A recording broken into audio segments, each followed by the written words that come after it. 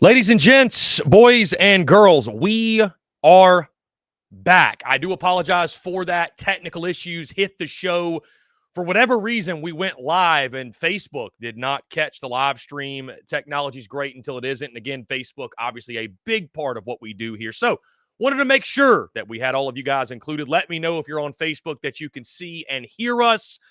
Again, we did have some technical issues. We should be good to go. We should be live on YouTube, X, and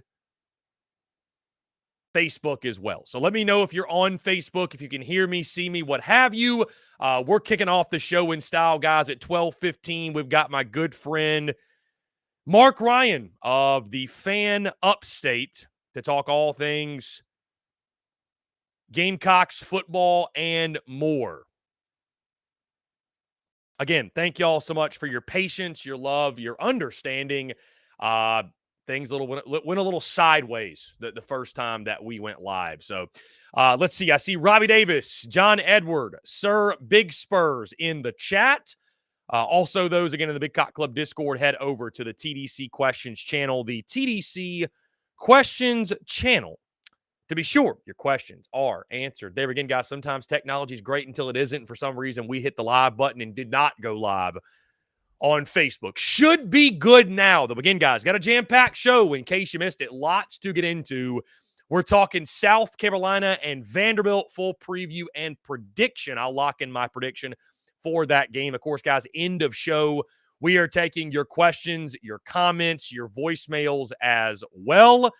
And kicking off the show in just a couple of minutes, we got a good friend, Marc Ryan of the Fan Upstate, talking all things Gamecocks football. We'll get into some SEC stuff as well. Tons to discuss with our good friend, Marc Ryan. Again, guys, thank you all so much for your continued love and support here on this Thursday. Time flies when you are having fun, and that has certainly been the case this week. Guys, in case you missed it, I was just talking about it before we shut down the stream and restarted this thing, but in case you missed it, the SEC has officially announced the permanent opponents for each and every single SEC team. South Carolina drawing Kentucky and Florida. Again, this is SEC baseball beginning in 2025. So it will not take place next spring, but as we all know, next summer, Texas, Oklahoma, those two teams are joining the league. And with that being said, there's no more East and West, no more divisions. It's just going to be one big conference, and the top two teams will play for it all, at least in football. Of course, we're still going to have the SEC tournament, what have you. Either way, though, Kentucky and Florida, those are the two permanents. There will be 8 rotating opponents, which is going to be a lot of fun, guys, because you're not going to go 3, 4, 5, 6 years without playing somebody or matching up. And Carolina, Florida, that one makes total sense. I mean, it's there's a lot of history and tradition, I feel like, with that series. Back, of course, the history and tradition in Omaha, the way those two teams always seem to meet up with tons on the line. And then you've got the Kentucky series, which, the only reason I don't love it is because South Carolina, for whatever reason, has struggled in Lexington. I think it's really balanced, though. When you look at, okay, you've got one, you feel like pretty elite opponent, and then you've got Kentucky, who's sort of a middle-of-pack SEC opponent. But, I mean, it doesn't matter who your permanent opponents are. With 8 rotating opponents, everyone's schedule is going to be a gauntlet. So that's just a given, right? That's just a given. So anyways, guys, 843-790-3377. Taking your questions, your comments, and your voicemails at the end of the show. Be sure to submit them right now, guys, and we truly do appreciate that. Our good friend of the TDC Questions channel on the Big Cock Club Discord, Greg Bedinger, says Facebook is working fine. Love to hear that. Glad to know that Facebook is rocking and rolling here on this Thursday. South Carolina and Vanderbilt getting set to do battle on Saturday. Again, guys, we'll have Marc Ryan on first in the next minute or so. Then after that, we'll get into our full preview and prediction. We'll talk top storylines for Gamecocks and Commodores. And then, of course, I'll lock in my pick for the game. So just wanted to make you guys aware. Again, really excited for today's show. Then tomorrow, guys, of course, will be our Q&A where we'll just open it up for questions, for comments, for voicemails throughout the entire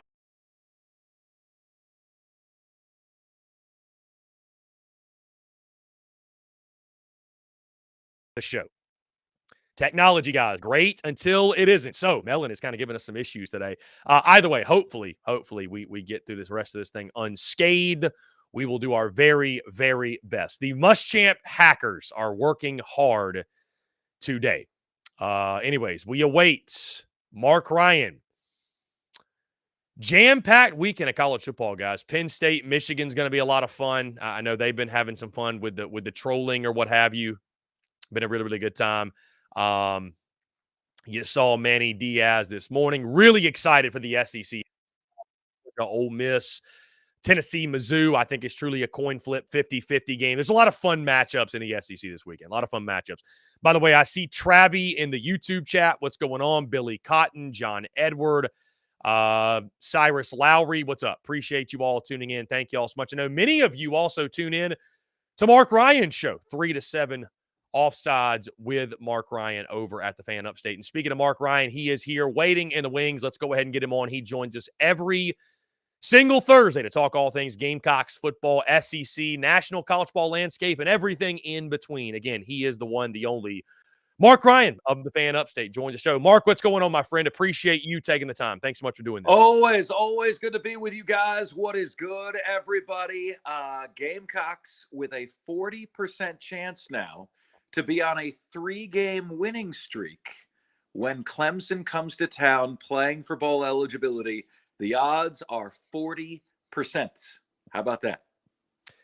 Indeed. It's Marc, let me ask you this. Because you bring up a good point in regards to going on a winning streak, and it sets up that game with Clemson. And I think the not looking too far ahead, the Palmetto Bowl is going to be wildly intriguing because I don't know. I don't know that we're going to have a great idea of what's going to happen because it's like which version of each team shows up. But you've said many times, and I agree with you, right? Don't move the goalpost. So if you finish 6-6, no matter how it happens, you can't look at the season as a whole and say, well, that was a wildly successful season because of how you finish doesn't wipe away everything that happened. But in your mind, if South Carolina is to win 3 in a row from this point, 4 in a row to close out and get to 6 wins, how will you quantify that? If you don't quantify the entire season as a success, how will you quantify what they did in the final month of the season? Yeah, so Chris, I go back to where we were in the preseason, right? So to reset, you and I agreed, okay? And we are the arbiters of South Carolina football, you and I. We agreed that the goal was 9-3, success was 8-4, disappointing was 7-5, and failure was 6-6 or below. So the season in totality, Chris, would still be a failure. But obviously you would say they closed very strongly. And there would be reason for hope heading into next year. Plus, you'd have the 2 wins in 2 straight years over Clemson, right?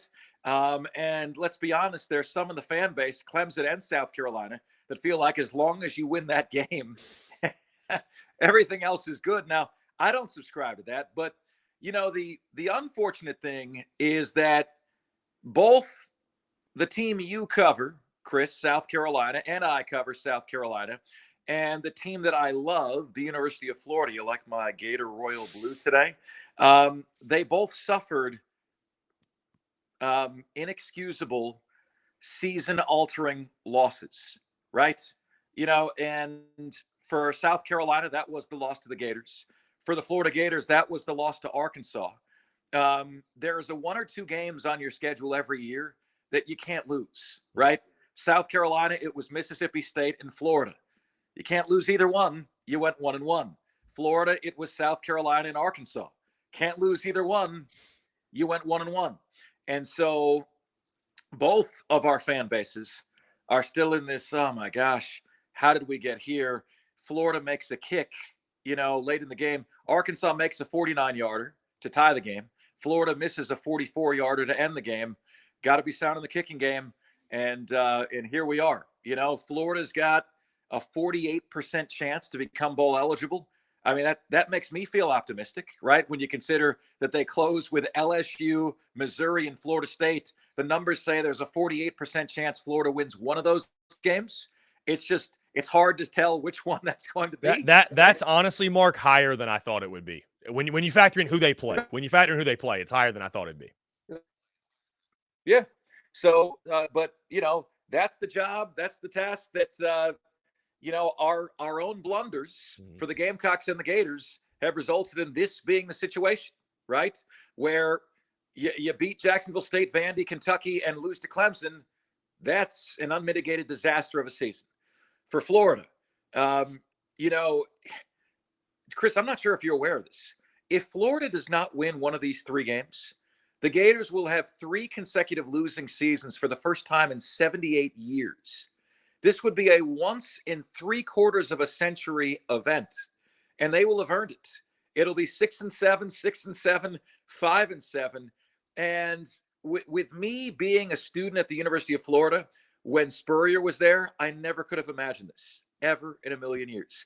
And, just like the loss to Florida was when the honeymoon period ended for Shane Beamer, I think also, Chris, the loss to Arkansas shifts the narrative on Billy Napier from being more positive to now being more negative again. And it feels like, Mark, that is a thing that changes weekly. The roller coaster ride that is Billy Napier and his approval rating, which, I mean, that is life in the SEC, though, but it just seems it's been so up and down. We'll get to the Gators more in a second, Mark, but I want to get to something that you said on your show Monday that I thought was really interesting, and I want you to expand on the point. When you and I talked, obviously, there was a lot of dejection from the Gamecocks fan base. There was a lot of dejection from yours truly after the game against Jacksonville State. The way it happened, South Carolina gets the win. A win is a win is a win. And you made the point to me, and I think, again, you made it on your show, and I want you to expand on it, that South Carolina fans, you need to cheer up, because the reality is, and what your program, what this team is right now, is you're slightly better than a, average or slightly above average group of 5 team. Expand on that and the point that you made earlier in the week. Yeah, great question, Chris. So, guys, I got a movie recommendation for you, okay? Chris, watch this weekend, brother. It's going to inspire you. It's going to inspire you guys. It's called A Million Miles Away. It's on Prime, and it's about the first Mexican immigrant who had a goal of being a NASA astronaut. And for years, he was picking fruits in the fields, etc. And his dad gave him these 5 tenets to live by. And number 2 that I posted in that tweet, Chris, and I talked to you about, it said, know how far you are, right? Know how far you are. Well, where are the Gamecocks? Where they are is slightly better than a halfway decent group of 5 team playing its first FBS football. That's where South Carolina is, okay? That doesn't mean you shouldn't enjoy the victory. Gamecock fans are not going to celebrate beating Jacksonville State. Sorry, Beamer. Whether they beat them 38-0 or 38-28, that's not, I frankly, Chris, if you saw a party after that, you should be ashamed, after that. It doesn't mean you can't be grateful for the victory. I put money on Jacksonville State, not to win the game. I put money on Jacksonville State to cover. I thought it would be a close game. It was a close game. I believe it was the late, great Dennis Green who said, they are who we thought they were, right? And that's what we saw. But have a sense of gratitude for the fact that, man, a 2-6 SEC team was better than a 7-2 second place team from a group of 5 conference. It was a competitive game. We expected it to be a competitive game. You don't want to see Jacksonville State on the schedule, okay? And the odds were better for South Carolina to beat Vanderbilt than they were to beat Jacksonville State. So realize that, guys. I mean, there's no harm in having an honest assessment of where the heck you are, okay? And at some points, if where you are isn't good enough, you need a new head coach. I'm not saying that's the case right now, but you're kidding yourself if you don't do an honest self-assessment of where you are. Know how far you are. Pretty damn far away, but good enough to beat a halfway decent group of 5 team playing its first FBS football. Mark, you mentioned the Beamer comments, and it's just impossible to talk South Carolina football at this point without mentioning the things, obviously, that Shane Beamer says. And first thing I'll ask you this, as a content creator like yourself, obviously hosting a daily radio show, how incredible is it to have Shane Beamer and Dabo Sweeney both to cover in this state? Because they have both this season just gone back and forth with some of the wild things they've said. It's just, I mean, it just creates, it's a layup for you when it comes to content. Oh, Chris, I mean, these guys, how many times have they both open mouth and inserted foot this season? And Dabo's now cursing. Since when is Dabo cursing? I mean, when did that happen? You know, like Tyler and Spartanburg, man, that guy, if Clemson runs the table and there's a 35% chance they'll run the table, per Kelly Ford, K Ford ratings, if they run the table, Tyler from Spartanburg is the biggest reason why, in my opinion. He poked the bear and awakened the beast within Dabo that's now got Dabo cursing and you better freaking buy as much stock in us as you possibly can right now. The thing with Beamer, though, is, Chris, you know, I'm going to be coming out with something today or tomorrow about our mutual friend Eric Reese. You know, what Beamer is doing right and what Beamer is doing wrong. Brother, he's got to start acting like a CEO. Okay, some of these rants are like a petulant child, and this was completely unsolicited. What he was doing. We're going to celebrate this win like heck. You want to be miserable? You guys just be miserable people around here. But nobody asked you that, man. Nobody's asking you not to be happy about the win that you just got and how hard you worked to get that win. And nobody said it was easy, right? But where do you come off? What gives you the right to insult the fans that were there? And nobody's saying everybody's miserable. So it just screams that he's giving guys like me and you way too much power. Way too much power. Who the hell cares what Marc Ryan has to say? What Chris Phillips has to say? Thank you, Shane. It really is an honor that we hold such an important place in your psyche and your self-worth. But it's time for you to move the hell on. And it's time for you to stop worrying about the Chris Phillips and the Marc Ryans and the Daily Crow listeners and what they say, and enjoy what you want to enjoy and build your program. Because in the end, it's not going to be whether you choose to celebrate. It's going to be the results in year 4 and year 5, right? That determine if Shane Beamer continues to get to be here. We're not in the era of Frank Beamer where he got 6-7 years. You got to produce, brother. And the product that he put on the field in year 3 is frankly embarrassing. That's embarrassing. You got an SEC program with an FCS offensive line. That's embarrassing, Chris. And to your point, Mark, I was, you know, you can go back and check it Monday. Obviously, I came on you guys' show. I was very passionate about it, and I've sort of just moved on from it since then. But I agree with you. It's disturbing. It's does not bring a lot of joy to hear it on a weekly basis. And I asked him into the season how I was curious how Shane Beamer's relationship with the media would evolve. And frankly, it hasn't. I just don't think it has. I think he still is navigating that. Or at some point, Mark, I guess you just say that, you know, when somebody shows you who they are, believe them. And I don't know. I don't know if Shane Beamer will ever get to a point where he does not care so greatly about what everybody, like, I'm convinced at this point, and this isn't a knock. I think this is just reality, that I am convinced that if you went to Shane Beamer's computer right now, he's got a tab open with X and he keeps up with everything. He is seeing what everybody's saying. And like, that's just not a good way to operate when you are in that position. It's just not. And then it leads your emotions. And he's got tabs open of your content, Chris, and he's got tabs open of my content. And when he wants to rail on me, Shane, I'll go ahead and thank you in advance for the publicity. It's very, very much appreciated. There is no such thing as bad publicity. Cocky Twan says it best. He says, tell it, Marc Ryan. I value tremendously those in the Gamecock fan base who can keep it 100, who can be objective, right? I hold that in very, very high regard. because frankly, in year 3, the product, especially on the lines, should be better than this. It should be better than this. We were talking about this a year ago. South Carolina couldn't run the football, couldn't play defense, couldn't stop the run.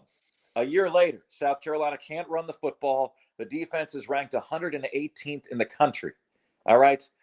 The fact that it's been 12 months and nothing has improved is an indictment on what's going on there. And, like you said, Shane Beamer's learning on the fly, Chris. Now, Mark, as you mentioned, the analytics stated that South Carolina had a better chance to beat Vanderbilt than beat Jacksonville State. Do you agree with those analytics? Do you think it should be an easier win for South Carolina? I tend to think so. Looking at Vanderbilt statistically, and granted, they've played an SEC schedule, so maybe the numbers are, it's hard to compare with JSU, but I think Jacksonville State probably beats Vandy. And looking at the numbers for Vandy, they don't do much of anything well. They turn the football over a lot. I know they gave Georgia a scare a little bit early. Florida obviously has already played Vanderbilt. So based off what you've seen, do you think it's another dogfight for the Gamecocks, or do you agree with the analytics that say it should be even a little bit easier of a win than Jacksonville State was? If it is a dogfight, I can't wait to see that Shane Beamer press conference, Chris. Okay. If it is a dogfight, I'd have Jacksonville State beating Vanderbilt something along the lines of 28-14. This should be a relaxing, enjoyable, somewhat nippy, right, afternoon for Gamecock football. The challenge is issued. How many Gamecock fans are going to show up in 50 degrees and wind and maybe rain? The previous results have not been overly strong with that forecast, Chris. So we will see what the result is out there today. It is a must-have game. I appreciate this comment from Bird Toffley. He says, I'm going to start tuning into the show again because they don't get in here and sugarcoat things like other shows do. There is a business model for that. In our area here in Greenville, there is a Homer Clemson station, and that's not us. There are Homer Gamecock stations in Columbia, and that's not us. Why is our number one market for downloads Columbia? Because Gamecock fans know there's exactly one place on the radio and one place via podcast that they can come for the skinning. It's the Daily Crow, and it's Offsides with no spin. Bill O'Reilly, Chris, became a 9-figure net worth by the phrase no spin zone. Well, you and I are the no spin zone for the teams people care about in our areas. And Mark, I don't see a point in operating any different a way. I just, I think you guys asked me this a couple of weeks ago, actually, about the objectivity, if you will, that I carry myself with in the business. And I don't know. I don't see the point, I guess, in putting something in a certain lens, whether it be garnet and black, or some people would say you're in the upstate. Why doesn't the fan upstate put it in an orange and purple lens? And I would hate to live life behind a lens, the comfort of a lens, and not see things for what they really are. I don't see the point in doing that. So, and again, I think the results, obviously, I think they speak for themselves, both for your platform, my platform as well. Mark, we mentioned, obviously, the Florida Gators. I'll ask you, what do you think? The numbers say, what, a 48% chance. Does Florida get to bowl eligibility?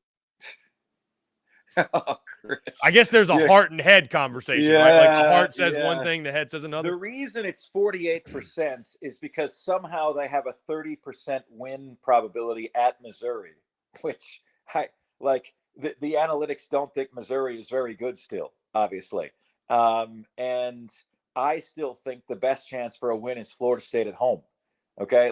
It's a different team at home than it is a road, minus the one game against Arkansas. Chris, I'm going to say they got a chance, and that's the best I can do. And, the expectation to go from 6-6 to 7-5 this year, that's not a lofty ask. They got a brutal schedule next year. And that's not an excuse, but it's considered one of the hardest in college football history. You got the SEC slate, now Oklahoma and Texas in the SEC, and you got non-conference featuring Florida State, Miami, and UCF in the Big 12. It's considered one of the hardest ever. So the expectation was you go 6-6 in year one, 7-5 in year two, and if you can go 8-4 next year with that schedule, Gator fans are going to know that they've got the right guy, that it's moving in the right direction.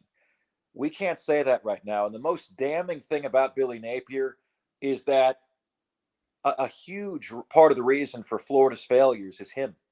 You know, he doesn't spike the football with 8 seconds left, Chris. He tries to run the field goal team on, results in an illegal substitution, 5-yard penalty. A field goal that would have been good from 39 yards was bad from 44. Whose fault is that? Spike the damn football, kick the 39-yard field goal, win the damn game.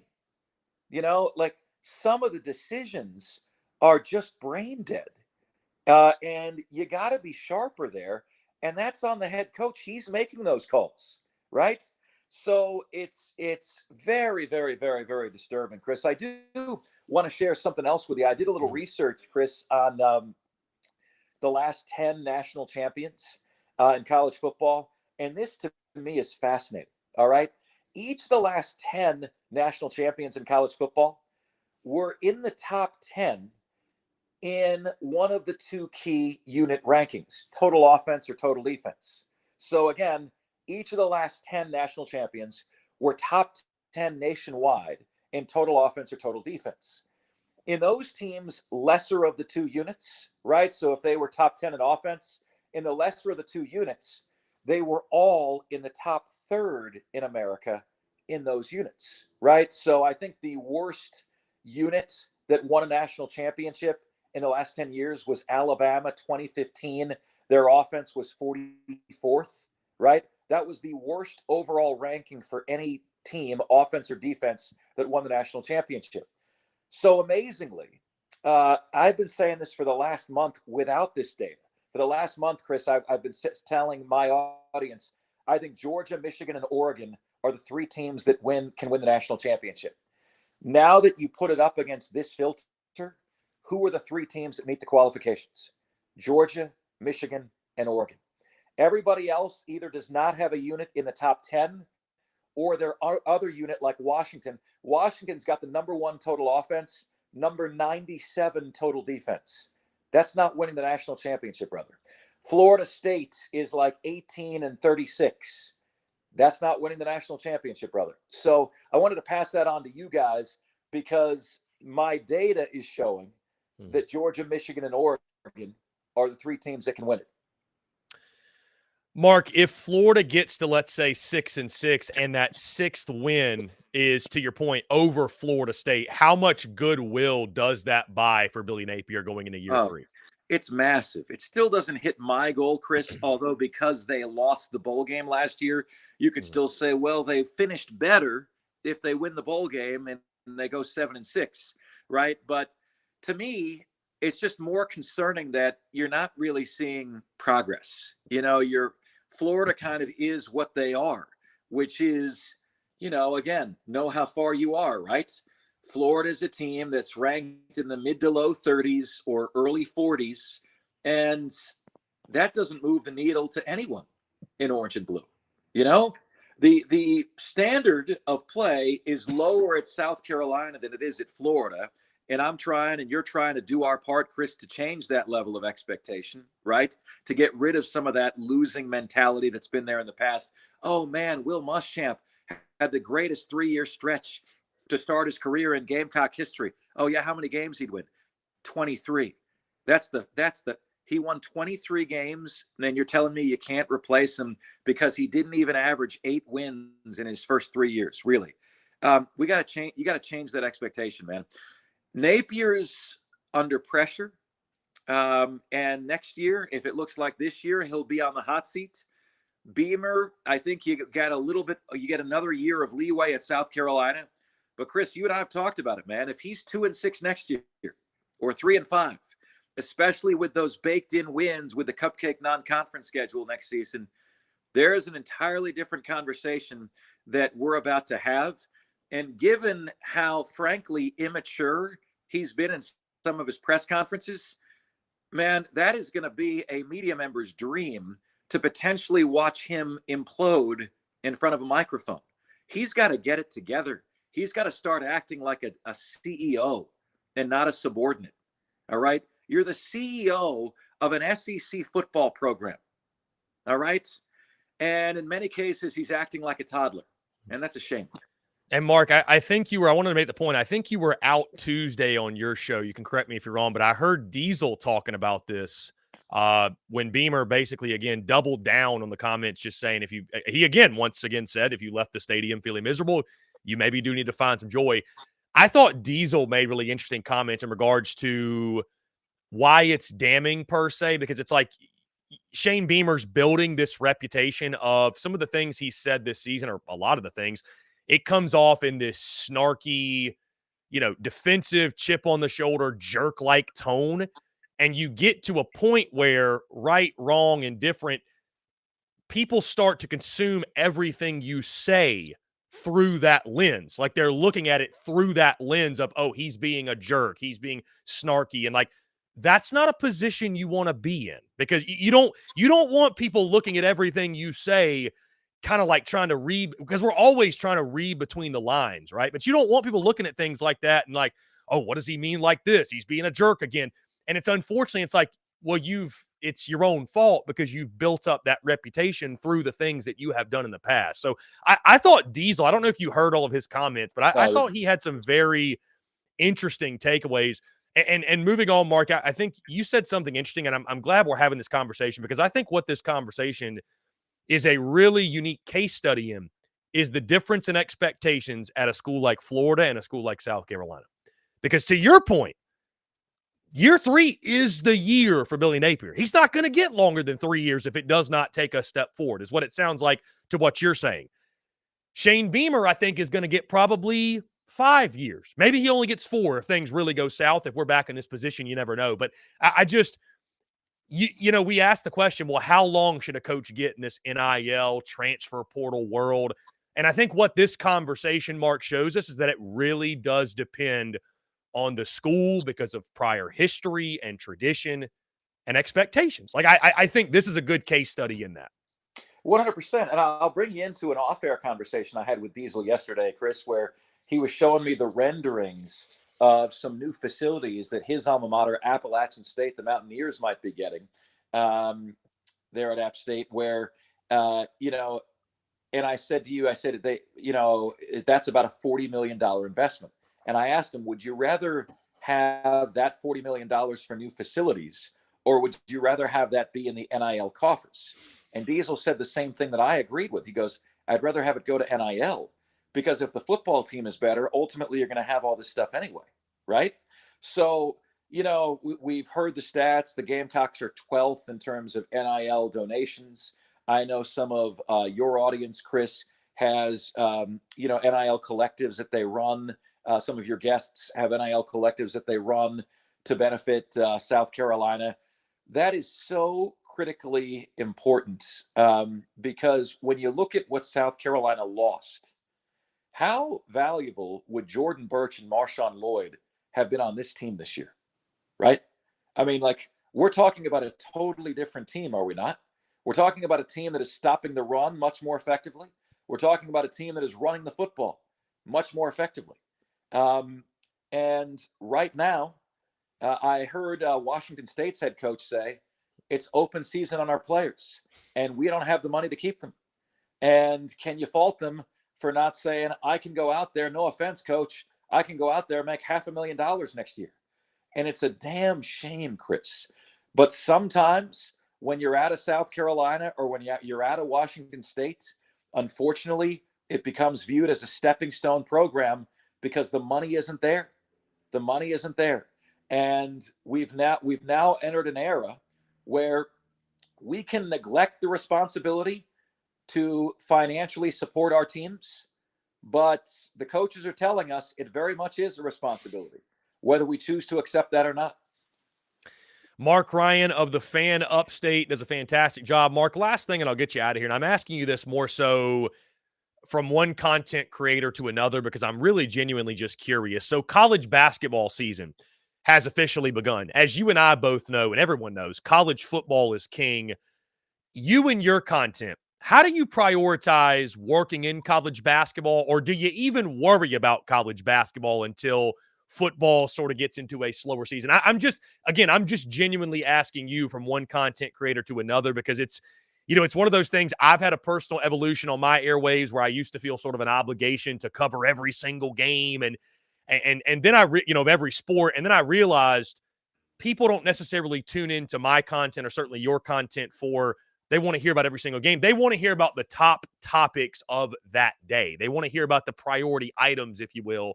And I got a good friend, JD Piquel of On 3, who says college basketball season doesn't begin till March, right? So I mean, like, how do you work that in? Like, what's your viewpoint on the other sports that aren't football? Because as you and I both know, I mean, football is king. You could talk football 24/7, 365 and make a pretty damn good living doing it. I'll tell you this. This gives you the entire answer. There has been multiple years that I've lived here where the Clemson, South Carolina men's basketball game was not on television. What? Now, if there was a demand for that to be on TV, don't you think it would be? I think, Mark, actually last year it was on SEC Network Plus, to your point. So yeah. So here's what I've learned, and it's just trial and error.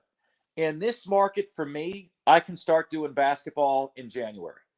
Nationally, I can't start doing basketball until March Madness. And even then, it can be real hit and miss. I remember, Chris, you called in with a name the team, where are they, what's the mascot game show that we did. You got to do something creative and fun to drum up interest for it, because I'm telling you, man, it's that sport is not what it used to be. Now you have like half of all the blue chip players, they either go to the G League or they go to Europe right away. The product, you talk about teams from yesteryear dominating teams from today. You had Akeem Olajuwon and Patrick Ewing and Michael Jordan playing college basketball for multiple years. Shaquille O'Neal, 3 years at LSU. Now there's every chance they never step foot on college, or they're in college for 1 year. Don't go to a single class.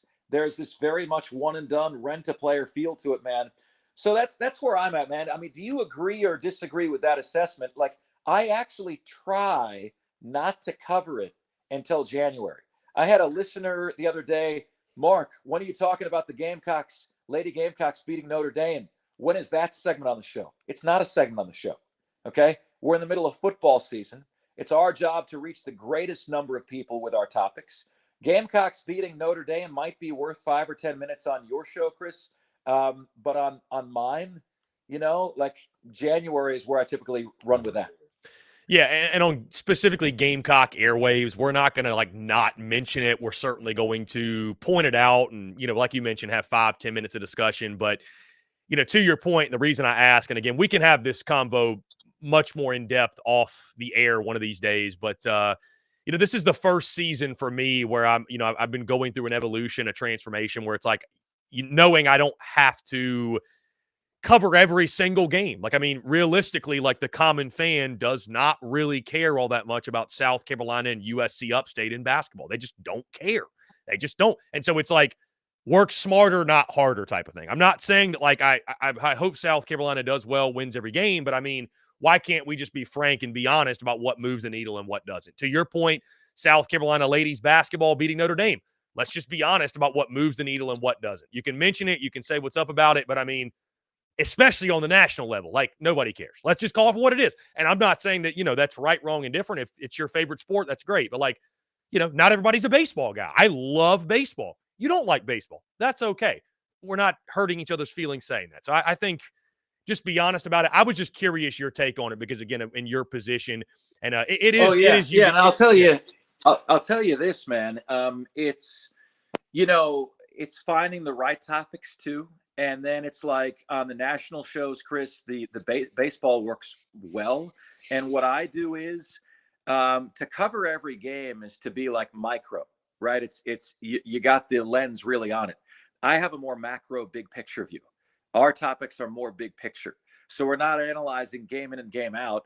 We're widening the lens. We're looking at the big picture. And what's really hit well on the national shows is, examining, baseball's flawed postseason and how it produces the most random results where Arizona's six best pitchers, um, they accounted for 40% of the team's innings pitched in the regular season, 80% in the postseason. Oh, well, no kidding. The result is different. You had a 5 and a 6 seed meeting in the World Series. There were only 6 seeds in each league.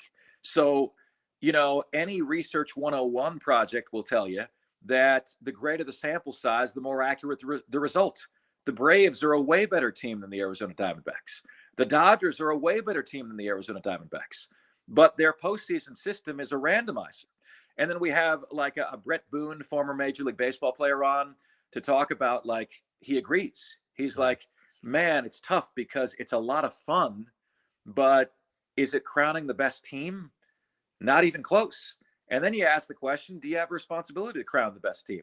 And so you do topics like that, Chris, and you get a really, really good response.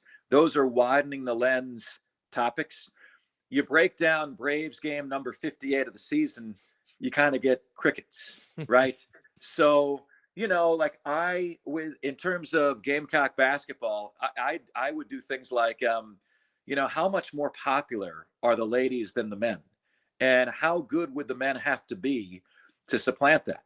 Would a men's team that makes the tournament regularly be more popular than the women's team that makes the Final Four? Just having an honest conversation about where the men's team is, and propping up Dawn Staley for creating the third most popular sport on campus, right? Indeed. Well said. Marc Ryan of The Fan, Upstate Offsides with Marc Ryan. Check him out on social media at Marc Ryan on air. Marc, always a pleasure, man. I appreciate you taking the time. Can't wait to do it again next week, my friend. Thank you guys so much. I appreciate all the comments, and who had a good one here? Let's see here, Chris. Nobody's asking for Carolina to be winning 11 games a year. So says Damon Reed. We are asking not to be ranked below most Conference USA teams in defense, and to have an O-line that looks like they belong in the SEC. Not in the youth football league. Right. Yeah, I added that last part. Damon Reed, I appreciate the comment. Appreciate all the comments, guys. Thank you so very much. We'll see you next time, Chris. Marc, you're the man. I appreciate you, brother.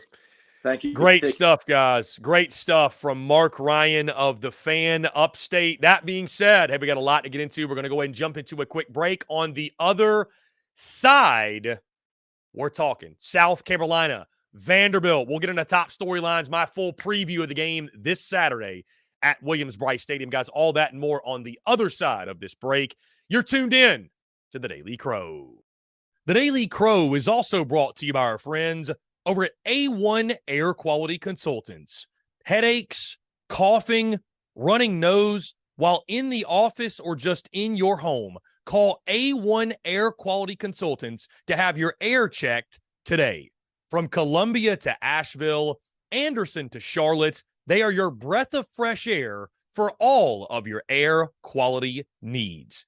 Be sure to give them a call or shoot them a text today at 864-619-2092. That's 864-619-2092. You can also contact them via email at a1airqualityconsultants@gmail.com.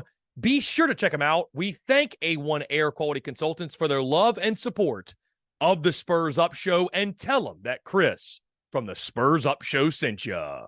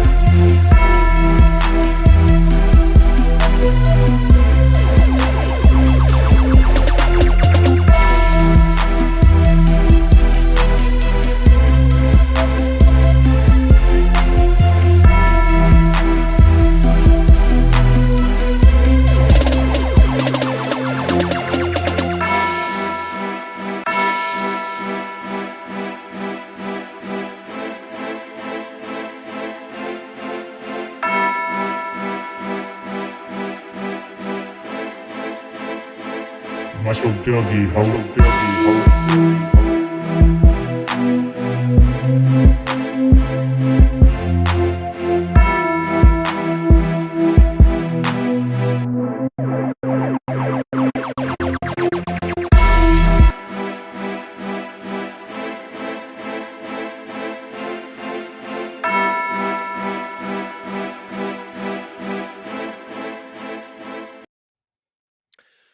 Ladies and gents, boys and girls, we are back here on this Thursday, November the 9th, 2023, as we enter hour number 2. I want to say thank you to Marc Ryan of the Fan Upstate for taking the time to chat. Really, really good stuff with our friend Marc. Again, guys, appreciate you all. Hope you're all doing well on this Thursday. If you have any questions, any comments, you want to join the show, be a part of the show, you can leave us a voicemail at 843-790-3377. You can also text that number and let us know your thoughts, your feedback, all that good stuff. Things are heating up. How about this headline, by the way? Quick side notes on basically Lenoris Sellers is, they say, quote unquote, is providing too good of a look for the Gamecocks defense in practice. That's what Clayton White has to say. So basically a freshman is torching Clayton White's defense. I feel like if you're at a point where your defense is getting torched by a freshman in practice, like I know what he's trying to say.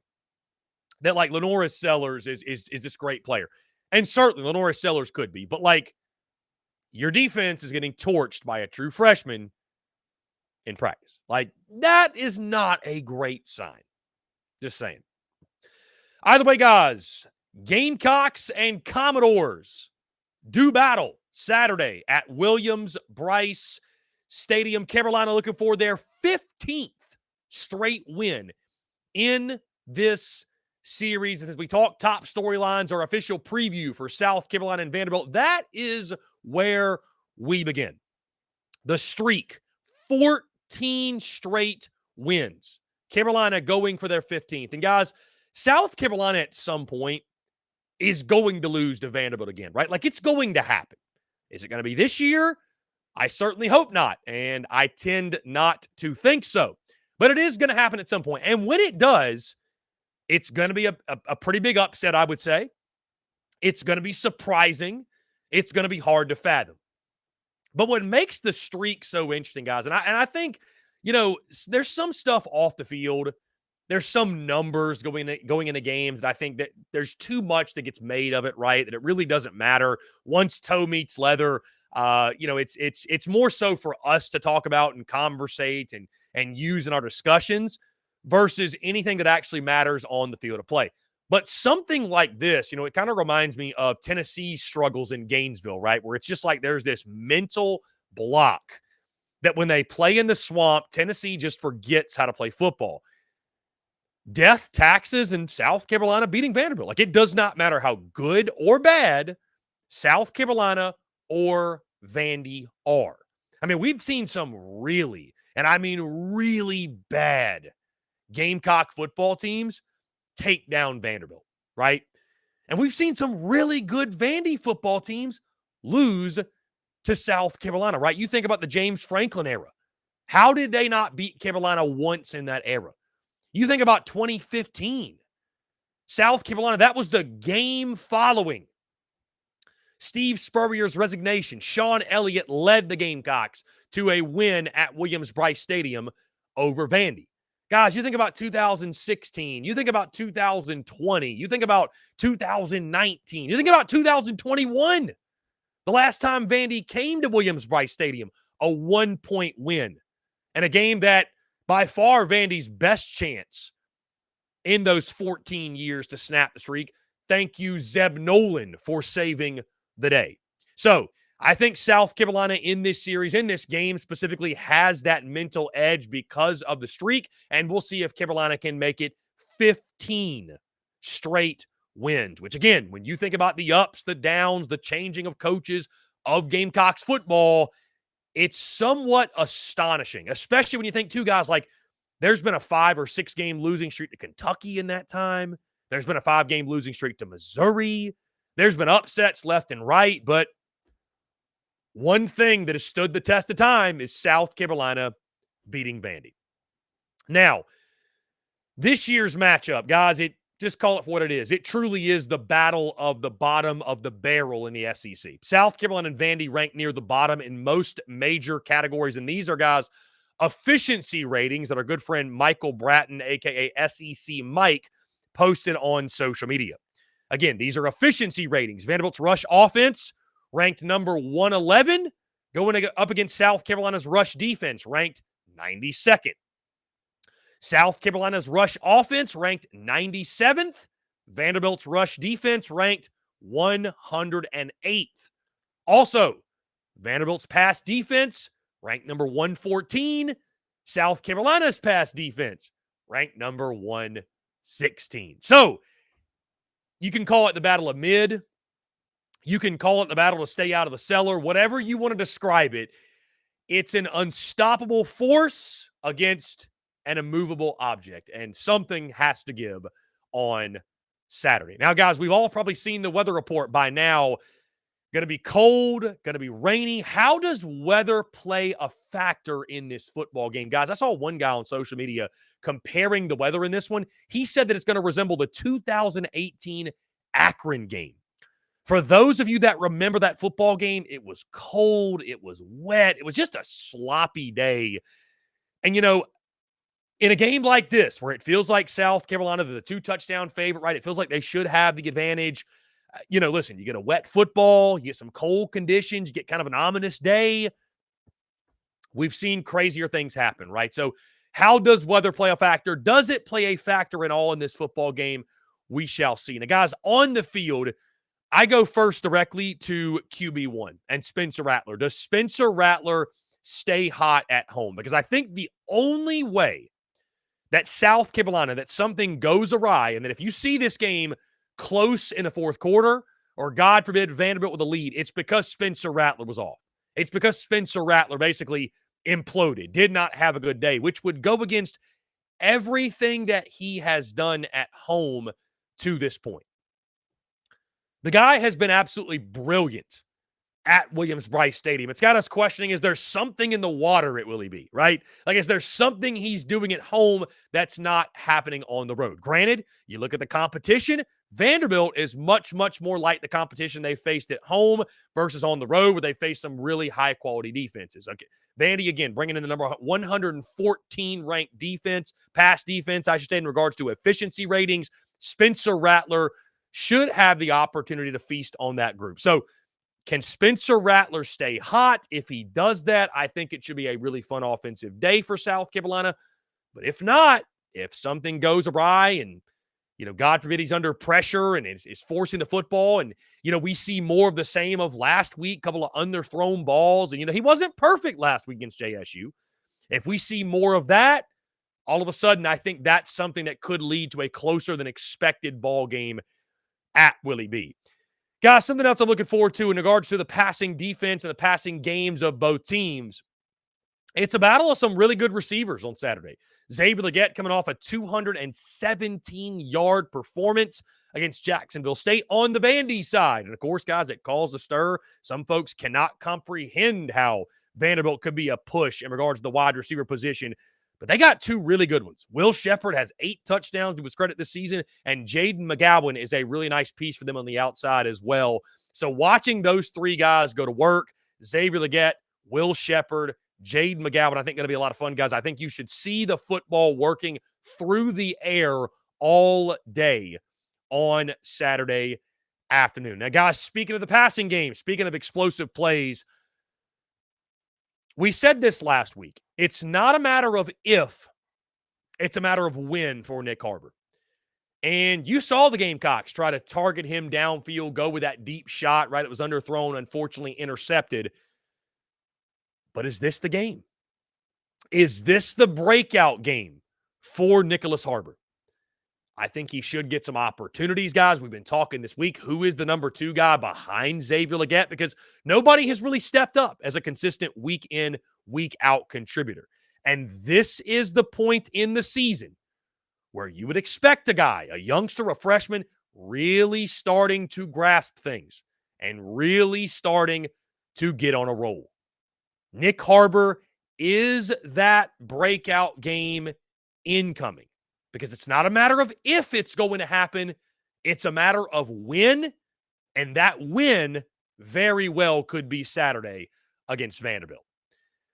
Guys, on the running game side of things, I think this is a chance for Mario Anderson to pop off and have a big day and run wild. Guys, Vandy defensively, they haven't been able to stop much of anything, right?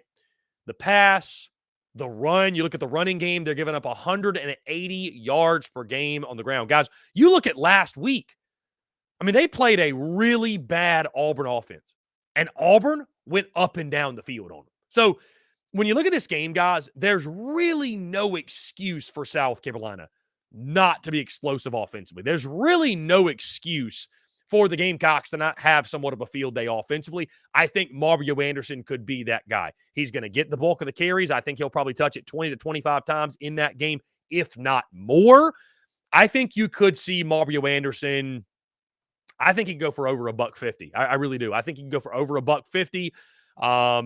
I think this could be a really, really big day for the South Carolina running game led by Mario Anderson. So going to be interesting to see, especially, by the way, if the weather's not good, are you riding Mario Anderson more than you expected?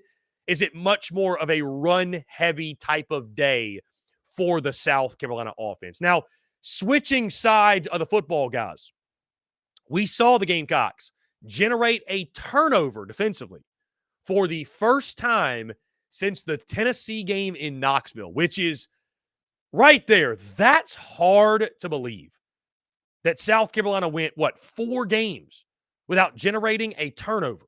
Jacksonville State, they finally get one, but they came in bunches. 4 total turnovers for the USC defense in that game, including the big pick six that sealed that thing. Do we see the turnovers continue for the South Carolina defense? Vanderbilt, guys, they are one of the worst in college football at turning the ball over.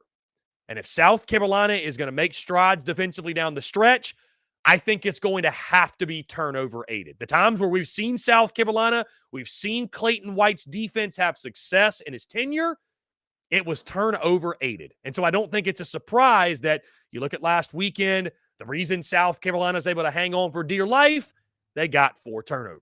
And again, if you're going to win 3 straight, if you're going to win the rest of these games moving forward, you're probably going to have similar performances from the defense. Vanderbilt should give you the opportunity to do that because, again, they've been abysmal at coughing the ball up this season. Going to be a unique challenge for South Carolina on the defensive side of things. Multiple quarterbacks could play in this football game. Ken Seals and A.J. Swan have both played to this point. Both guys, they've been pretty similar, I would say. The quarterback position hasn't been terrible for Vandy. I think it's just more so been them trying some different things, trying to spark something. And I mean, when you're a team as bad as Vandy, you've got to exhaust all options and do everything you can to change something up for the better. So I just wonder, does South Carolina defensively, do they see multiple quarterbacks? Is that something you have to worry about? Does that pose any problems for Clayton White's defense? Because it's one of those things, guys, like you look at Vanderbilt, they've got the 2 weapons on the outside in Shepard and McGowan. A.J. Swan and Ken Seals, guys, both are capable passers of the football, right? They don't run the ball well, 93 yards per game on the ground. They run it even less effectively in SEC play. So, again, it's an unstoppable force against an immovable object. You've got a really, really porous Vandy O against a really, really porous South Carolina D. So what gives in the football game? Going to be really interesting to see if South Carolina can put something together and have sort of a feel-good game defensively. Guys, on the special team side of things, there's actually a pair of elite punters going at it this weekend. Vanderbilt's punter, one of the best in the business, and of course, Kai Kroger. While he has not been as good as he was last year, Kai Kroger's still been solid for South Carolina. I wonder, though, guys, Beamer ball has been so underwhelming this year. I mean, that fake punt last week was the most desperation, obvious fake we've ever seen. Does Beamer Ball at some point snap out of it and make a big play, or is this just is what it is in 2023? I just, you'd like to think that at some point it's going to look like how it did last year. But granted, we're going into what? Game number 10?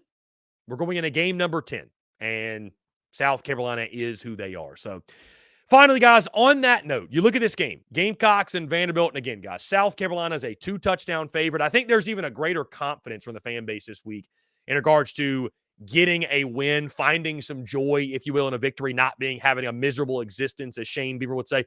I think there is a greater belief that's going to happen from the fan base this week versus last week, because last week, guys, you had a confident Jacksonville State team, 7-2, right? Great coach and Rich Rodriguez. They've been playing well. The numbers were flashy. And guys, I think JSU beats Vandy by double digits. I really do. I think Jacksonville State more than likely would have their way. So there was a greater belief this week that South Carolina will hit their stride and play good football. And so that leads me to this. Gamecocks as 2-touchdown favorites against a hapless Vandy team. And a Vandy team, by the way, I say that's dangerous, right? They beat Kentucky and Florida last year. You know, they have a tendency to pop off when nobody's expecting it. But as 2-touchdown favorites, as the supremely talented football team, can South Carolina finally put a complete game together? Offensively, defensively, and special teams. Because the opportunity is going to be there, right? You are more talented than Vandy across the board. Even with some of your deficiencies, some of your weaknesses, you're still more talented than Vanderbilt. And I know right now, these are the two of the worst teams in the SEC, battling it out to stay out of the cellar. But still, guys, this should serve as an opportunity for South Carolina to really build some positive momentum going into the final 2 games. Because, guys, I don't know that you built any positive momentum last weekend. Shane Beamer can spin it how he wants and say that they're all dancing in the locker room celebrating like they won the SEC title, but nobody else is buying that. Nobody else is sitting here saying, like, you know, throw a parade for that win. If you're throwing parades for wins like those, the program's in worse shape than we thought. Getting an SEC win, if you can cover the spread, that'd be great, right? But getting an SEC win, playing a complete game, setting yourself up to really, truly feel good about something and carry confidence into your final 2 matchups against Kentucky and Clemson. That's what this weekend, that's the opportunity that this weekend presents. Will South Carolina take advantage of it? We shall see. Guys, being said, we're going to jump into a quick break. On the other side, I'll lock in my official prediction for Gamecocks and Commodores here on this Thursday. Guys, all that and more on the other side. You're tuned in to the Daily Crow. The Daily Crow is also brought to you by our friends over at A1 Air Quality Consultants. Headaches, coughing, running nose while in the office or just in your home. Call A1 Air Quality Consultants to have your air checked today. From Columbia to Asheville, Anderson to Charlotte, they are your breath of fresh air for all of your air quality needs. Be sure to give them a call or shoot them a text today at 864-619-2092. That's 864-619-2092. You can also contact them via email at a1airqualityconsultants@gmail.com. Be sure to check them out. We thank A1 Air Quality Consultants for their love and support of the Spurs Up Show, and tell them that Chris from the Spurs Up Show sent ya.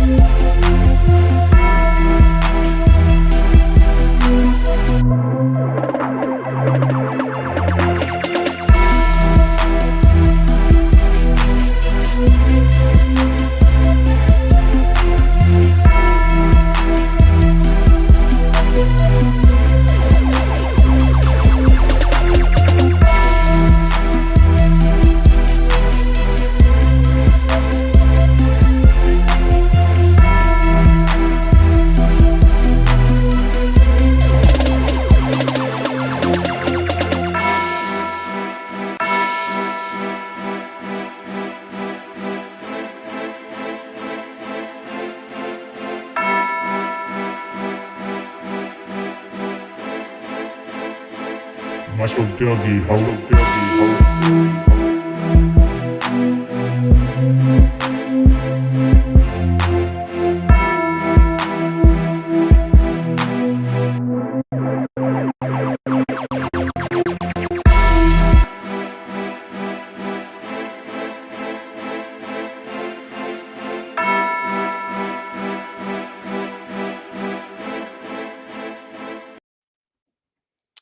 Ladies and gents, boys and girls, we are back here on this Thursday, November the 9th, 2023. Do not forget, our daily mailbag segment is upcoming.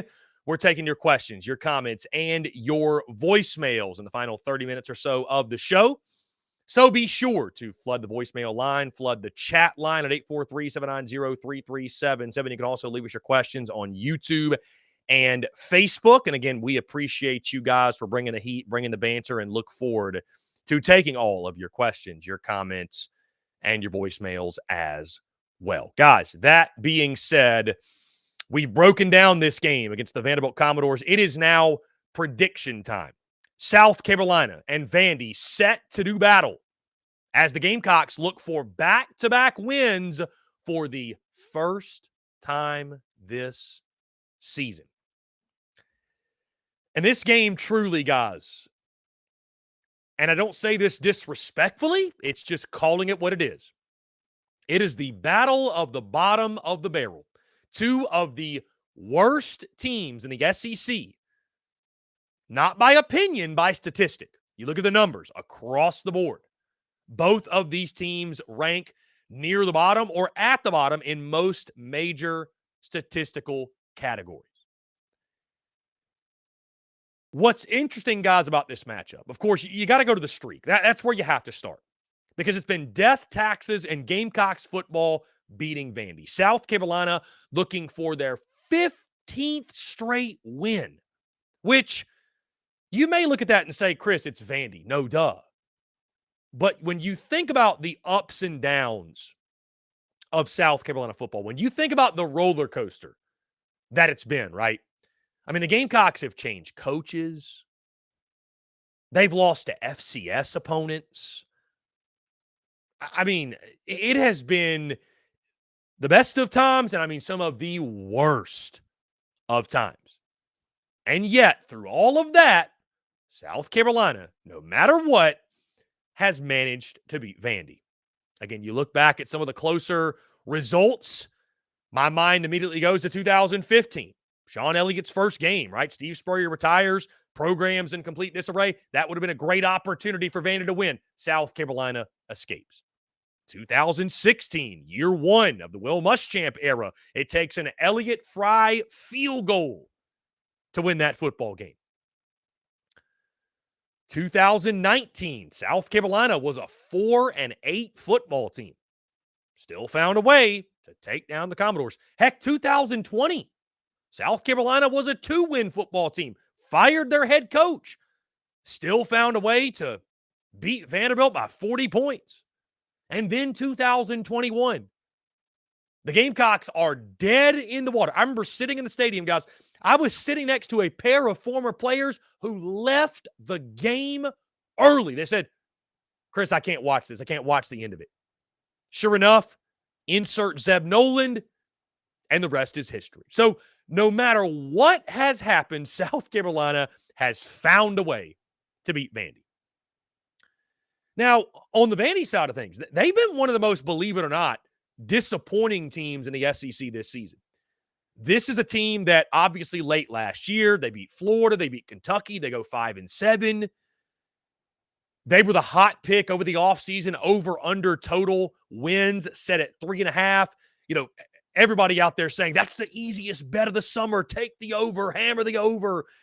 And now Vandy sits in a position where more than likely, unless they pull a massive upset, they are not going to get there. And this season is going to be viewed as a step back for Clark Lee, who I'm a really big fan of. I like Clark Lee a lot.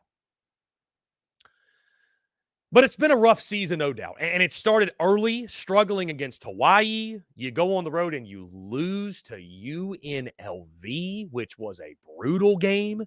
You got blasted by Wake Forest. And, you know, SEC play, obviously, guys, has given you no no relief, if you will. There's been a couple moments where Vandy has shown signs of life, right? Early in that game against Georgia, they played Florida tough early. Outside of that, though, guys, it's been really, really tough sledding for the Vanderbilt Commodores. And again, they come off a game, guys, in which Vandy, had Auburn in their home field, an Auburn team that is not good offensively, and they went up and down the field on them. Vandy's defense, they can't stop anybody. They can't stop anything. You want to throw it, you can throw it. You want to run it, you can run it. Vanderbilt is not good at any particular thing defensively. And on the offensive side, they can throw it okay, right? They've got two good weapons on the outside, two really good weapons, I should say. Will Sheppard and Jade McGowan. South Carolina will have to account for both. The quarterback situation, kind of somewhat been crazy this year with Ken Seals and A.J. Swan both shuffling in and out. I think that being an attempt to spark something on the Commodore side. And then Cedric Alexander has tried to lead this rushing attack, but to no success. 93 yards per game is what they're averaging, which is easily dead last in the SEC. And guys, they are even worse in conference play when it comes to running the football. Admittedly, after last weekend's game against Jacksonville State, maybe I was part of the miserable existence crowd, per Shane Beamer, but I was not filled with joy. And so it was really easy to look at the rest of the season and look at the Vanderbilt game in particular and say, man, all of a sudden, that game looks like it could be a struggle. That game looks like it could be way too close for comfort. Heck, maybe this is the year that Vanderbilt pulls the upset. And guys, at some point, hate to play spoiler, but at some point, Vandy's going to pull the upset, right? At some point, they're going to. And when they do, it's going to be an upset, and it's not going to make any sense. That being said, guys, that Jacksonville State team that South Carolina just played, we said it all week, really good football team. I think they would beat Vanderbilt by double digits. I really do. I think they'd beat Vandy by double digits.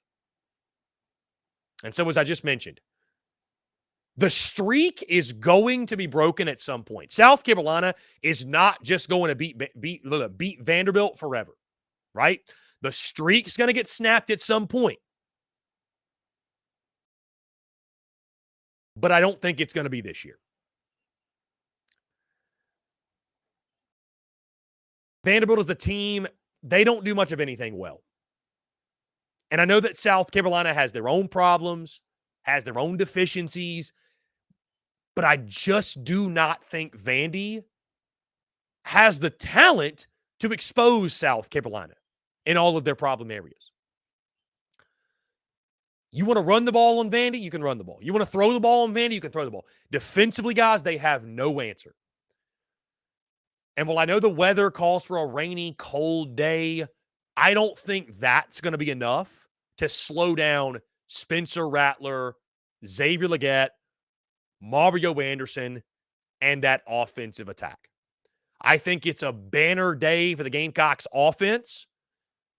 And I still don't trust the South Carolina defense. I still don't trust Clayton White with everything I've got.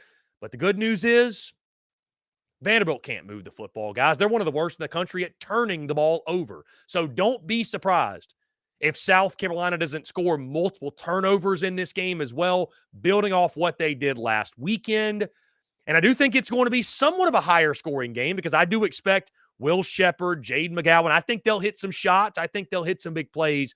But I just don't think Vanderbilt has the firepower to keep up with South Carolina in this football game. And I think the Gamecocks will make it 15 consecutive wins over the Commodores. Guys, lock me in.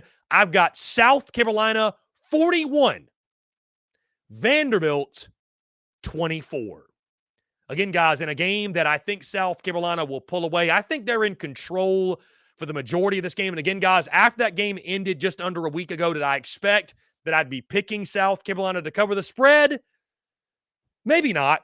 But when you look at the numbers and you look at the football team, guys, Vandy has been so underwhelming all year. And South Carolina has real problems. Make no mistake. And South Carolina is not a good football team. Make no mistake, but they're still not at the level that Vandy's at, which is really, really, really low. So I do think South Carolina will be the lesser of two evils. I think the Gamecocks will stay out of the cellar, and I think they will get their 15th straight win against the Vanderbilt Commodores. Guys, that being said, let's go ahead and jump into a quick break on the other side. We'll get into our daily mailbag segment, taking all of your questions, your comments, your voicemails, and more here on this Thursday. Guys, you're tuned in to the Daily Crow. The Daily Crow is also brought to you by our friends over at A1 Air Quality Consultants. Headaches, coughing, running nose while in the office or just in your home. Call A1 Air Quality Consultants to have your air checked today. From Columbia to Asheville, Anderson to Charlotte, they are your breath of fresh air for all of your air quality needs. Be sure to give them a call or shoot them a text today at 864-619-2092. That's 864-619-2092. You can also contact them via email at a1airqualityconsultants@gmail.com. Be sure to check them out. We thank A1 Air Quality Consultants for their love and support of the Spurs Up Show, and tell them that Chris from the Spurs Up Show sent ya.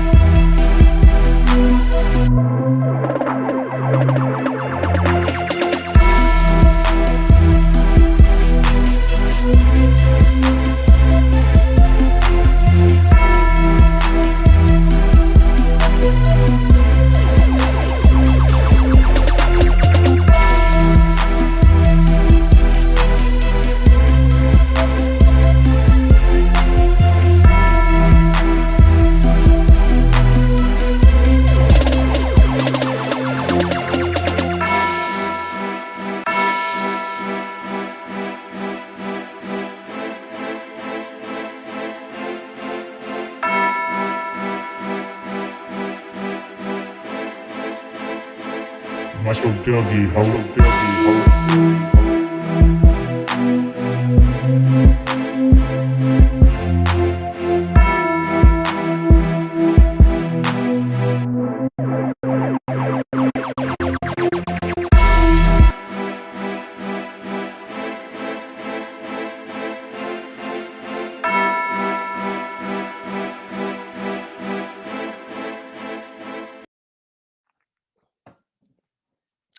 Ladies and gents, boys and girls, we are back here on this Thursday, November the 9th, 2023. In case you missed it, I just locked in my score prediction for South Carolina Vandy. I got the Gamecocks getting a big win, guys, 41-24, a 17-point victory and covering the 14-point spread in the ball game.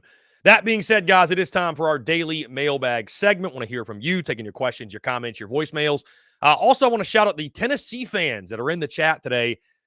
I actually appreciate you guys being in here. It's a lot of fun to see fan bases from other teams in the chat. If you guys don't mind, hit that subscribe button, hit that bell icon so you get notifications when we go live. We got new video content on YouTube specifically because there will be content about the Tennessee Volunteers and many others as well all throughout the SEC. I think I've made it very clear and have not so subtly hinted at the fact that at some point, we are going to rebrand. We are going to make that transition, and we are going to go from talking solely Gamecocks athletics to the entire SEC. And yes, of course, that will include the Tennessee Volunteers, everybody in between as well. So all the Tennessee folks, I don't know if they're just in here to troll or what have you, but I appreciate it, man. I got a lot of love for Tennessee folks, believe it or not, man. I told you guys the story about I went to the baseball series back in spring of 2022, and couple of our buddies were Tennessee guys, and that was my first time in Knoxville, and we had a blast. Those guys were great, man. Those guys were awesome. So I don't have quite the negative experience with Tennessee fans. I know some Gamecock people do, but yeah, that's where we are. So now I appreciate y'all. Anyways, I want to hear from you. Let's go through the questions, guys. 843-790-3377. That's 843-790-3377. John Eber says, who would you have in place of Vandy or in place of Kentucky if you had your choice in regards to the baseball stuff, the permanent opponents? I mean, I like the balance, John Eber, but if I were to pick, because I think it's a gauntlet either way. Like, who cares who the permanent opponents are? It's a gauntlet no matter what. I'd go Florida. I'd probably go Florida Vandy. It just like I'm thinking about like what series do I most enjoy seeing on the schedule? You know what I mean? And Florida, obviously, like that's one that you have to have. I think Vandy's a fun one too, though, man. It's just, I think back to 2010 to 2012. I think back to the early 2010s when South Carolina was so dominant. It was those series that were determining the SEC East and a lot of times the SEC champion. And but I have no problem with Kentucky. I just know that South Carolina they haven't played their best ball in Lexington. That's been a really weird place for them. But I think it's good balance. It's good balance for sure. Let's see. A lot of comments. Here we go. AJ Bowers. 48-10 USC. Vandy's really bad. They're worse than us. I don't see them staying in the game. Could happen. Could happen for sure. Going to be interesting. I just, it's going to be interesting from the standpoint of I think this weekend, guys, let me ask you this. I'll pose the question. I'll pose the question because and I posed this question last week for Jacksonville State, but it's a little bit different because that's a team that this is their first year being an FBS. So are you looking at the Vandy game where a win is a win is a win? If you win by 1 point, you win by 10 points, you win by 30 points, like it doesn't make a difference. So like, are you looking at the Vandy game in a sense of as long as South Carolina wins, it's a successful Saturday and on to Kentucky? Or are you looking at it as the Gamecocks need to win by 2 touchdowns. They need to win by 20 points. They need to win in blowout fashion to make you feel better. I know that Shane Beamer's been fighting this battle all week about, don't have a miserable existence. You need to find some joy in the wins. But I mean, realistically, what's going to be the mood of the South Carolina fan base if the Gamecocks struggle for 4 quarters against Vanderbilt? I know we want to believe that this is a step up in competition from JSU to Vandy, but I don't know that it is, guys. I don't know that it is. I think JSU would beat Vandy by 2 touchdowns. So I wonder how the fan base reacts if it's a game similar to last weekend. That being said, I don't think it's going to be that type of game because I think JSU is better than Vandy. Bottom line. Let's see.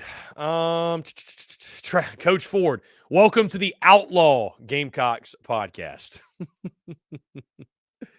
Bird says, I'm going to start tuning into this show again because they don't get in here and sugarcoat things like other shows do. And Bird, I appreciate that. I appreciate the kind words. Heck, it's not sugarcoating things. It just call it for what it is. I would say got me booted off of Inside the Gamecocks. So, it is what it is. And I'm not going to sugarcoat things or paint things in a garnet and black scope just to keep up appearances or make people feel warm and fuzzy inside or what have you. And, that's not a shot at ITG. That's not a shot at any of those guys. I mean, they had to make a decision best for them. Listen, I don't blame them. I don't blame them for doing it because if it's either have C Philly on the show or lose a sponsor, I certainly will bite the bullet and, let them proceed. I certainly don't want them to, their business to be affected by having me on the show, right? Because me not going on there is not going to affect my business in the slightest. I do feel for those guys, though. I feel for those guys that you have a business partner that gives you an ultimatum on who you can and cannot talk to. That is a really unfortunate situation.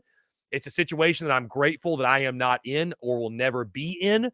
But, it's a situation they're in. They made a move, and it's all good. So, listen, it's not for everybody. Calling it for what it is not for everybody, and that's okay. But that's why TSUS is what it is, why we've had such massive success, and why we'll continue to have such massive success. So it is what it is. It is what it is, man. It is what it is. It's not so. And I see John Everett says, I think it was done wrong to you to get booted off. I mean, again, John Everett, it just truly is what it is. I would say continue. Y'all should continue to support JC, JB, and Phil. Support Inside the Gamecocks, what they do.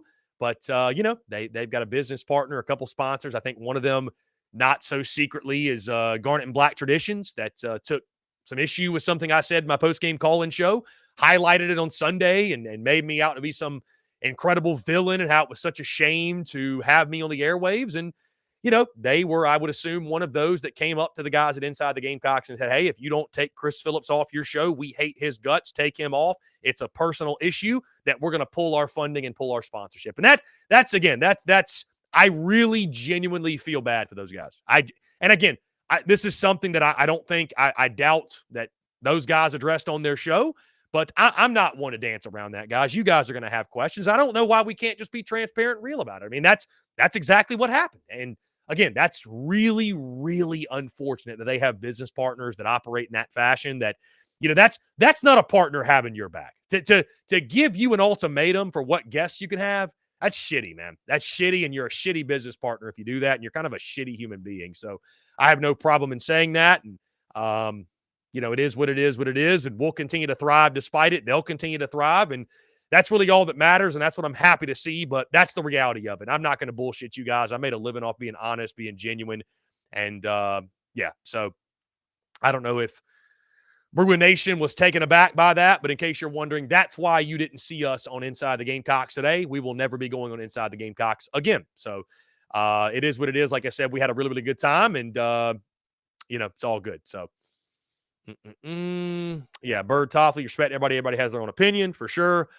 Cody, what the hell did I miss? When did you get kicked off? This happened this week, Cody. This happened this week. JC will still be joining our airwaves. Yes, JC is still going to be joining the show. Which again, guys, I've gotten that question a couple times this week, and there's nothing to gain in being petty, guys. It's like I tell you guys all the time. The only person who gets hurt and holding a grudge is the person with the grudge, right? So if I were to hold a grudge and say, screw you, like I'm doing a disservice to myself. I'm doing a disservice to the content. I'm most of all doing a disservice to my audience who enjoys that content. So, holding a grudge, being petty, not the answer. This is a decision, something that JC Sherbert did not want to happen. But again, when you've got business partners like Garnet and Black Traditions, I assume, maybe some others that are holding you to an ultimatum of, hey, if you don't take this guest off your show, we're going to pull our sponsorship, pull our funding, and people running a business count on that sponsorship and funding to feed their family and put food on the table and pay their co-hosts and stuff like that. What are you going to do? What are you going to do? So, it's all good, guys. It honestly clears the path for the way I'm headed. It clears the path for what I am doing. It clears the path for what I've got going on in the future.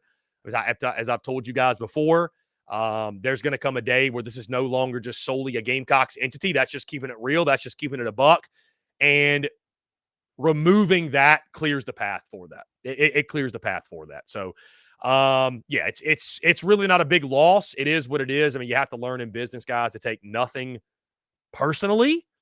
But in case you're wondering, that's what happened. That's why you will not see us on Inside the Gamecocks anymore. Just their business partners had an issue with me saying that I'd bet $1,000 that South Carolina will not win their last 3 games in a row, which isn't even that outlandish. Like I've said some things that were controversial. I've had some takes that people certainly didn't agree with. And so, like, me saying that immediately following that game against JSU out of frustration was, like, barely even remotely a hot take or even, like, you know what I'm saying? And, it just goes to show that, if you're financially backing something and you kick and scream and act like a little bitch enough, that you'll get the change you desire. So it is what it is, and we're keeping it moving. Either way, that's just keeping it a buck. That's just keeping it real. That's all I ever promised to be to you all. So either way, either way. 843-790-3377, guys. That's 843-790-3377. Again, my guy John Rice texts in. John, I don't know if you just heard all of that or if you're still on, but that's the whole skinny behind it all. So, and again, guys, I mentioned this on Monday. I told JC I did it because obviously he told me they're not going to make a big deal of it or anything. But I'm just not somebody who dances around stuff like that, man. Let's just keep, like, I don't even know why it's something we should dance around. Like, it's not a big deal. It is what it is. It's business. It's not personal. You have business partners that are threatening to take away their funding because I come on their show. Well, I would advise them to kick me off the show. I'd advise them to make that change because it's not worth losing business over, but it's just more of a shame than anything. So is what it is, and we keep it moving and keep it rolling. So either way, B. Hughes, are you going to start doing something similar to Late Kick? I'll answer that in a second. Cody says, they booted you off for being a pessimist. That's sad. Cody, no, I don't think I'm pessimistic. I'm just realistic. So that's what they booted me off for being realistic, for having takes, for having opinions that some folks don't agree with. And, I on that note, I promise I'll get back to the B. Hughes, your comment. But on that note, guys, I get it from this standpoint. I call it as I see it with no USC bias. None. I call it as I see it with no garnet and black tinted type of glasses. When your show is inside the Gamecocks and you are running a collective, and I don't know that there's really a lot of room on that show for objective opinions about South Carolina. Like, if it's not in a pro-USC slant, even when you're giving criticism, that's, I look at that show, that's how that show is. Like, and that's fine. I'm not saying it's bad. I'm just saying that it makes sense that there's not room for a guy like me on that show. And honestly, guys, my only surprise is that did not happen sooner. I'll be totally honest with you. Back to B. Hughes, though. Let's see. Again, he says, you're going to start doing something similar to Late Kick. So, again, I'm always transparent with you guys. I'm not going to go into crazy amounts of detail. I don't want to stir things up when I don't have to.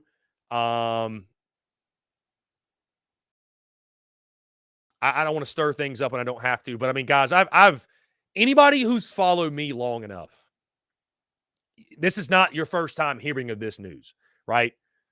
You know that, and I've been hinting at it forever, an eventual change and growth within my business. Growth as an entrepreneur, because I have entrepreneurial aspirations, entrepreneurial goals, and I'll always be a South Carolina guy, but it's coming.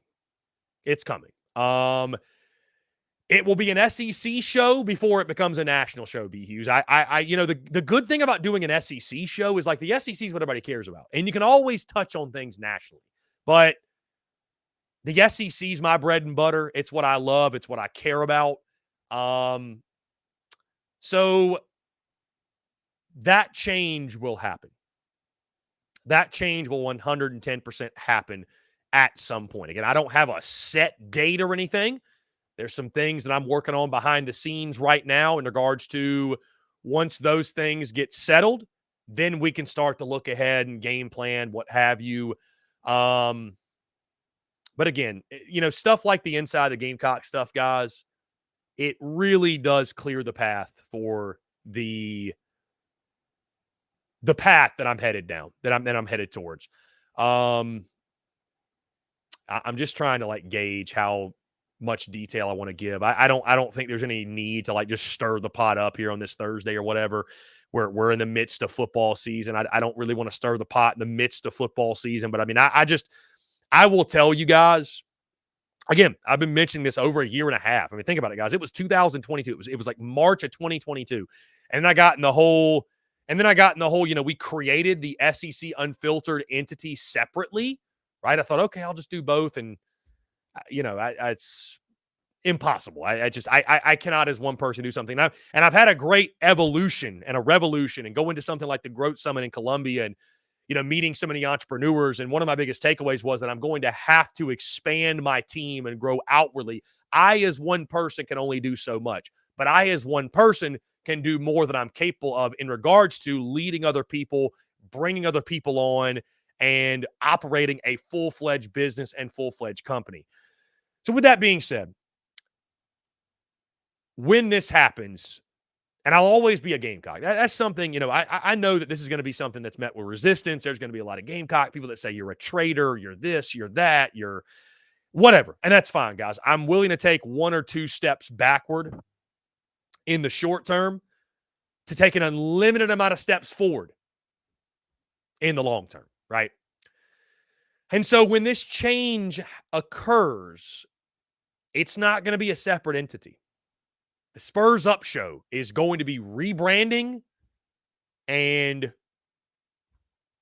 changing the name entirely. This entire thing will rebrand to SEC Unfiltered. That will be the name. SEC Unfiltered. I like that name a lot. It's simple, to the point. You know exactly what we're talking about in that title. And I will transition from solely a Gamecocks entity to an SEC entity who's still a South Carolina fan, who still talks Gamecocks, who doesn't hide my fandom, but is an SEC guy. And so, for example, in a week like this, better yet, in a week like last week, the biggest difference will be this. We will not go into the nitty-gritty detail of every little thing about South Carolina, Jacksonville State. We'll talk a lot about LSU, Bama. We'll talk a lot about Georgia, Mizzou. We're going to talk about the top games. We'll mention all of them. We'll pick them all. But it won't be solely a Gamecocks entity. I know that makes sense to you all. So, again, I would rather wait until I can tell you exactly what we're going to do than sit here and kind of give you speculation, then change my mind a couple months later. But all in all, I can tell you this. I'm going to make moves as an entrepreneur. I'm going to make moves. I am. I have entrepreneurial goals and aspirations that I'm really excited about. I'm on a journey as a content creator, as a business owner, if you will, and we've had great success with TSUS. But the evolution continues, and so the evolution will continue, and it'll be sooner than I think you guys would expect. Let's just put it that way. So I won't go into any more detail than that, but and listen, I would say this. I see John Edwards' comment, man. I would say, listen, I'm not asking anybody to unfollow inside the Gamecocks. I say, guys, continue to follow them, support them. They're great content creators. They do a great job. They're unfortunately just in a position to where they've got a business partner that threatened to take away a large sum of money. And again, that's a shame. I mean, I feel bad for them. I do. I feel bad for them. Bird Toffley, I love this comment. He says, I remember watching Chris years ago when he was in a white button-up, chilling on his lunch break, posting videos. Bird Toffley, if you recall that, you are truly one of the, like, OGs. Like, you're an OG. It was 5 years ago, I would say, right, Bird Toffley, this time, when I was living in Charlotte. And to your point, Bird Toffley, you're right. To your point, I would go on my lunch break, right? I'd go on my lunch break. I would drive down to this park, like 5 minutes down the road from the office I worked at, and I would do what was then the Daily Crow. I'd go live on Periscope, right, which was connected to Twitter, right? So it'd be on Twitter. I'd go live on Twitter, and I would talk about whatever for 10 to 15 minutes, whether it be key matchups or top storylines or prediction or whatever. I would literally do that. So it's fun, Bird Toffley. That's a hell of a thing by you. That was a long time ago. Yeah, it was a long time ago. And that was a hell of a time, and it was humble, very, very, very humble beginnings. Very, very humble beginnings. So we've come a long way. I was always like rocking the golf stuff and everything. Like I was rocking a polo and a golf hat or something like that. Like very, and I guess this is kind of going back to that, if you will, somewhat. But yeah, those those were fun times. John says, "Who remembers the closet days?" Yeah, the closet days. I was recording the podcast in a closet. I would literally record the pod in the closet. I would, shoot the Daily Crow, what the Daily Crow was at that point, in the corner of a room. You know what I mean? Like, again, very, very, very humble beginnings. Very humble beginnings. So the joys and the journey, guys, as I always say, and it's really cool, like, when you look back, and it'll give you a lot of perspective. It'll give you a lot of perspective, and that's something that I lead with, obviously, and I live by, is through perspective. But it's a cool thing to look back and see where we were and where we are and where we're going, instead of to be having a conversation about, business changes and growth, guys. And that's the thing that I'll leave you with, is it's something that you might hear that, let's see. We had a comment I wanted to get to. We had a comment. Where'd it go? Jacob says, been here 2 years ago. Just started really engaging. Love the show. Jacob, I love you, man. I love you. But I will say this, guys, like, when that change happens, it is one that I'm confident. There's going to be pushback. There's going to be people that say you're a traitor. How dare you? There's going to be all kinds of stuff accused. You were using South Carolina. How dare you do that? That's going to happen, and that's fine, guys, and I'm accepting that. I accept that that's going to happen. It is what it is, right? There's going to be pushback. It'd be a shame if there wasn't some pushback.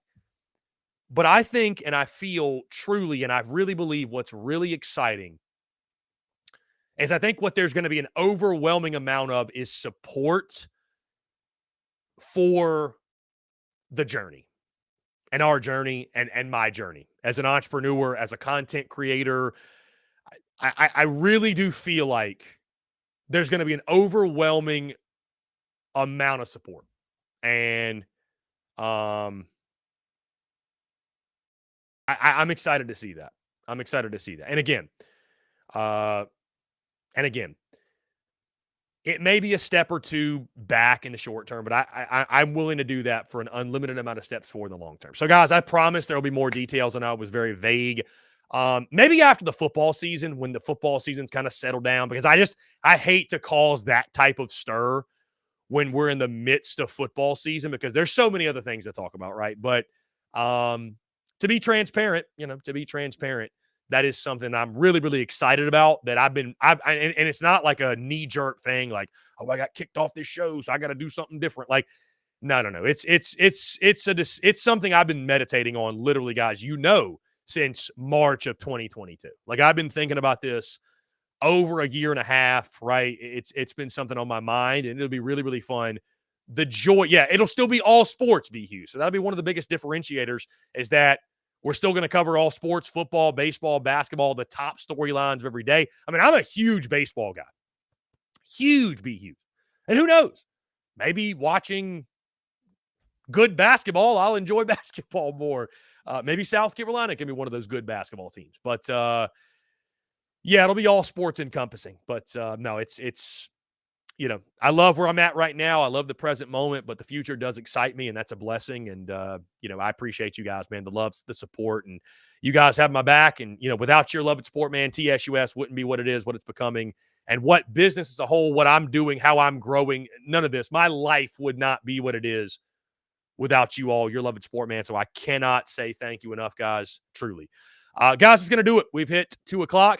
Be sure you're on YouTube. Hit that subscribe button, guys. Hit that bell icon so you get notifications when we go live. We drop new video content. We're dropping a lot more video content on YouTube than we ever have before, and that's going to continue to be a thing, a daily thing, basically, on YouTube. So be sure you check us out there. Also, iTunes, Spotify, Google Podcasts, wherever you get your podcast. At the Spurs Up Show there, we drop daily pods every single day. Quick reminder, of course, guys, the post-game call-in show will take place immediately following South Carolina's game against Vandy on Saturday. And besides that, stay tuned to social media, man. Content bleeding out of the eyeballs, as always. Guys, appreciate you all tuning in. Thank you all so much. Y'all have a great rest of your Thursday, and we will talk to you all tomorrow.